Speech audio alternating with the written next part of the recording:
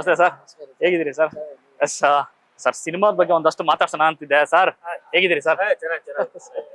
ಸಿನಿಮಾದ ಬಗ್ಗೆ ಒಂದಷ್ಟು ಮಾತಾಡ್ಸೋಣ ಅಂತ ಬಂದೆ ಸರ್, ನೀವೇ ಸಿಕ್ಕಿದ್ರೆ ಒಳ್ಳೇದಾಯ್ತು. ಅಲ್ಲ, ಬೇರೆ ಕೆಲಸದ ಮೇಲೆ ಒಂದಷ್ಟು ಬಂದಿದೆ ಆಕ್ಚುಲ್ ಆಗಿ. ಸೊ ಗೊತ್ತಾಯ್ತಿಲ್ಲ 45 ಶೂಟಿಂಗ್ ನಡೀತಾ ಇದೆ ಅಂತ. ಇಲ್ಲ, thank you thank you. Finally ತುಂಬಾ ದಿನದಿಂದ ವೇಟ್ ಮಾಡ್ತಾ ಇದ್ವಿ ಸರ್. 45 ಸಿನಿಮಾದ ಶೂಟಿಂಗ್ ಸೆಟ್ಗೆ ಯಾವಾಗ ವಿಸಿಟ್ ಕೊಡೋದು, ಯಾವಾಗ ಸಿನಿಮಾದ ಬಗ್ಗೆ ಒಂದಷ್ಟು ಮಾತಾಡ್ಸೋದು ಅಂತ. ಸೊ ಸದ್ಯಕ್ಕೆ ಇವತ್ತು ಆ ದಿನ ಬಂದಿದೆ. ಸೊ ಮೊದಲೇ ಹೇಳ್ತಾ ಇದ್ವಿ, ಸಿನಿಮಾ ರಿಲೀಸ್ ಆದ ನಂತರದಲ್ಲಿ ಸಿನಿಮಾ ಧೂಳು ಎಬ್ಬಿಸ್ತಿದೆ ಅಂತ. ನೀವು ಸ್ಟಾರ್ಟ್ ಅಲ್ಲೇ ಧೂಳು ಎಬ್ಬಿಸ್ತಾ ಇದ್ದೀರಿ ಸರ್. ಈ ಒಂದು ವಾತಾವರಣ ಸರ್, ಯಾಕಂದ್ರೆ ಒಂದು AC ರೂಮ್ ಅಲ್ಲಿ ಕೂತ್ಕೊಂಡು ಮ್ಯೂಸಿಕ್ ಮಾಡ್ತಿದ್ದ ಅರ್ಜುನ್ ಜನ್ಯ ಅವರು ಈ ತರದೊಂದು ಸೆಟಪ್ ಅಲ್ಲಿ, ಈ ತರದೊಂದು ದೊಡ್ಡ ಕ್ಯಾನ್ವಾಸ್ ಸಿನಿಮಾದಲ್ಲಿ ಈ ತರದೊಂದು ಕಷ್ಟಪಟ್ಟು ಒಂದು ಕನಸನ್ನ ನನ್ಸ್ ಮಾಡೋದು ಇದೆಯಲ್ಲ ಸರ್, ಎಷ್ಟು ಖುಷಿ ಕೊಡ್ತಾರೆ ಸರ್ ಈ ಜನ. ಬಹಳ ಖುಷಿ ಕೊಡ್ತದೆ ಸರ್. ಇದು ಕಂಪ್ಲೀಟ್ಲಿ ಬೇರೆ ವರ್ಲ್ಡ್.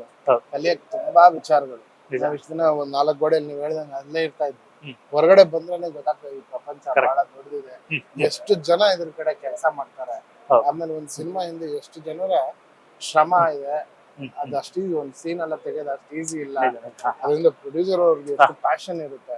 ಆಮೇಲೆ ಎಲ್ಲೆಲ್ಲಿಂದ ಹೊಂಚ್ಬೇಕು, ಸಡನ್ ಆಗಿ ಯಾವ್ದೋ ಲೊಕೇಶನ್ ಕೇಳ್ತಾರೆ, ಆ ಪರ್ಮಿಷನ್ ಇರಲ್ಲ. ಎಲ್ಲದಕ್ಕೂ ಕೆಲಸ ಮಾಡೋದಿದೆಯಲ್ಲ, ಎಲ್ಲಾ ಡಿಪಾರ್ಟ್ಮೆಂಟ್ ಹೈಲೈಟ್ಸ್. ಒಂದ್ ಒಳ್ಳೆ ಎಕ್ಸ್ಪೀರಿಯನ್ಸ್. ಬಟ್ ಒಂದು ಖುಷಿ ಅಂತಂದ್ರೆ ಸರ್, ಅಂದ್ರೆ ಈಚೆಗಡೆ ನಿಂತ್ಕೊಂಡು ಈಗ ಒಳಗಡೆ ಶೂಟಿಂಗ್ ನಡೀತು, ನಾವು ಸುಮ್ನೆ ಹೊರಗಡೆ ಓಡಾಡ್ತಿದ್ವಿ. ಬಟ್ ಇಡೀ ಟೆಕ್ನಿಷಿಯನ್ಸ್ ಮತ್ತು ಏನು ಸಿನಿಮಾದಲ್ಲಿ ಓಡಾಡ್ತಿರೋ ಎಲ್ಲ ಮಾತು ಕೇಳಿದಾಗ ಒಂದು ಎನರ್ಜಿ ಇದೆ ಸರ್ ಟೀಮಲ್ಲಿ. ಒಂದು ಏನೋ ದೊಡ್ಡದಾಗಿ ಏನೋ ಸಾಧನೆ ಮಾಡಕ್ ಹೋಗ್ತಾ ಇದೀವಿ, ಒಂದ್ ಒಳ್ಳೆ ಸಿನಿಮಾ ಕೊಡ್ತೀವಿ ಅನ್ನೋ ಕಾನ್ಫಿಡೆನ್ಸ್ ಎಲ್ಲರೂ ಇಲ್ಲ. ಪ್ರತಿಯೊಬ್ಬ ಸೆಟ್ ಬಾಯ್ ಹಿಡಿದು ಎಲ್ಲ ಅದೇ ಎನರ್ಜಿಲಿ ಓಡಾಡ್ತಿದ್ದಾರೆ. ಅಷ್ಟೊತ್ತಿಗೆ ನೋಡ್ತಾ ಇದ್ದೀನಿ. ಸಿಂಪಲ್ ಸರ್, ಸಿನಿಮಾ ನಿರ್ಮಾಣ ಮಾಡೋರ್ ಮನ್ಸು ಹೆಂಗಿರುತ್ತೆ ಹಂಗ್ ಸೆಟ್ ಇರುತ್ತೆ.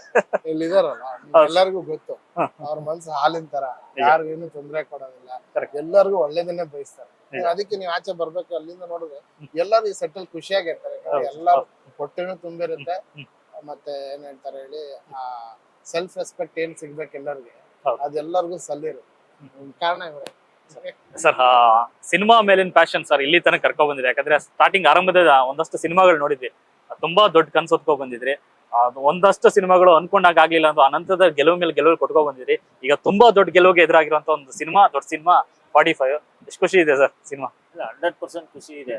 ನಮ್ಮ ಗಾಳಿಪಟ ಜಸ್ಟ್ ಪಾಸ್ ಅಂತ ಹೇಳ್ತಾ ಇದ್ವಿ, ಪಾಸ್ ಆಗಿದ್ದೀನಿ ಅಂತ. 100% ರ್ಯಾಂಕ್ ಕರ್ನಾಟಕಕ್ಕೆ ಫಸ್ಟ್ ರ್ಯಾಂಕ್ ನಮ್ದೇ ಇರ್ಬೋದು. ಆ ತರ ಬಂದಿದೆ ಪಿಕ್ಚರ್. ತುಂಬಾ ಖುಷಿ ಆಗ್ತಾ ಇದೆ. 100% ರ್ಯಾಂಕ್ ಸರ್. ಜನ್ಯ ಸರ್ ಅವ್ರ ವರ್ಕ್ ಮೇಲೆ ಸರ್, ಯಾಕಂದ್ರೆ ತುಂಬಾ ಪ್ಯಾಷನ್ ಆಗಿ ಎಲ್ಲ, ಯಾಕಂದ್ರೆ ಸ್ಟಾರ್ಟಿಂಗ್ ನೋಡ್ಕೊ ಬರ್ತಾ ಇದೆ, ಪ್ರತಿಯೊಂದು ವಿಷಯವನ್ನು ಅಷ್ಟೇ ಅನುಭವಿಸಿ ಕೆಲಸ ಮಾಡ್ತಾ ಇದಾರೆ. ಪ್ರತಿಯೊಂದು ಪ್ರೆಸ್ ಮೀಟ್ಗೂ ಕೂಡ ಹೆಂಗ್ ಡಿಸೈನ್ ಮಾಡ್ಬೇಕು ಅನ್ನೋ ಟ್ಯಾಲೆಂಟೆಡ್ ಆಗಿ ವರ್ಕ್ ಮಾಡ್ಕೊ ಬರ್ತಾರೆ. ಇನ್ನು ಸಿನಿಮಾನು ಅದೇ ಮಟ್ಟಕ್ಕೆ ತುಂಬಾ ದೊಡ್ಡದಾಗಿ ಕನ್ಸ್ ತಂದಿರ್ತಾರೆ. ಸೊ ಹೇಗಿತ್ತು ಸರ್ ಅವ್ರ ಜೊತೆ ಒಂದು ಒಡನಾಟ? ಮತ್ತೆ ಅವ್ರ ಜೊತೆ